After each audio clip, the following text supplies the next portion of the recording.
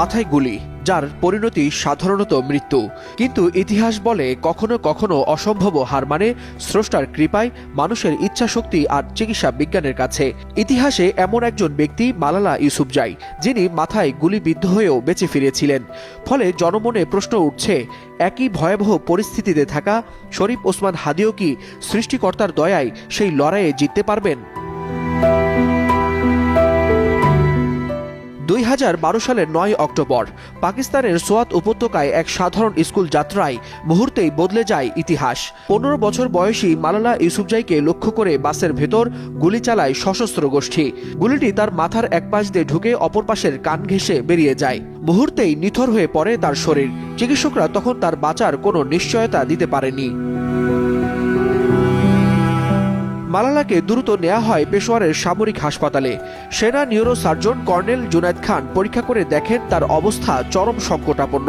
মস্তিষ্কে ফোলা বাড়ছিল, ফলে সময়ের সঙ্গে পাল্লা দিয়ে সিদ্ধান্ত নিতে হয়।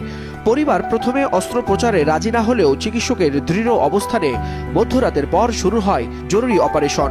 খুলির অংশ সরিয়ে জমে থাকা রক্ত পরিষ্কার করা হয়। ভেন্টিলেশনে রাখা হয় মালালাকে।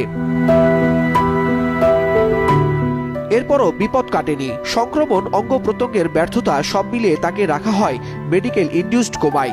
পরিস্থিতি এতটাই নাজুক ছিল যে পাকিস্তানের সেনা প্রধানের উদ্যোগে মালালাকে পাঠানো হয় যুক্তরাজ্যের কুইন এলিজাবেথ হাসপাতালে। সেখানেই শুরু হয় দীর্ঘ চিকিৎসা আর মালালার পুনর্বাসনের লড়াই। চিকিৎসকরা বলেন, মালালার বেঁচে যাওয়ার পেছনে কয়েকটি কারণ ছিল।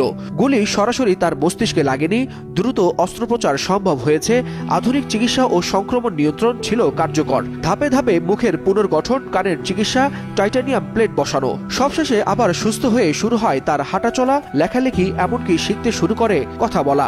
কিন্তু শুধু চিকিৎসা নয়, মালালার অদম্য মানসিক শক্তিও ছিল বড় হাতিয়ার। মৃত্যুর মুখ থেকে ফিরে এসে তিনি হয়ে ওঠেন নারী শিক্ষার বৈশ্বিক প্রতীক, পান নোবেল শান্তি পুরস্কার। তবে মেডিকেল বিশেষজ্ঞরা বলছেন, মালালা ইউসুফজাই ও শরীফ ওসমান হাদির আঘাতের ধরন এক নয়। মালালাকে গুলি করার পর তার অবস্থা সংকটাপন্ন হলেও তার জিসিএস ছিল 12 থেকে 13, তার ব্রেন স্টেম অক্ষত ছিল এবং কার্ডিয়াক অ্যারেস্টের ঘটনাও ঘটেনি। অন্যদিকে হাদির ক্ষেত্রে পরিস্থিতি অনেক বেশি জটিল। তার 2 বার কার্ডিয়াক অ্যারেস্ট হয়েছে, জিসিএস নেমে এসেছিল মাত্র 3-এ এবং ব্রেন স্টেমে গুরুতর ইনজুরি রয়েছে।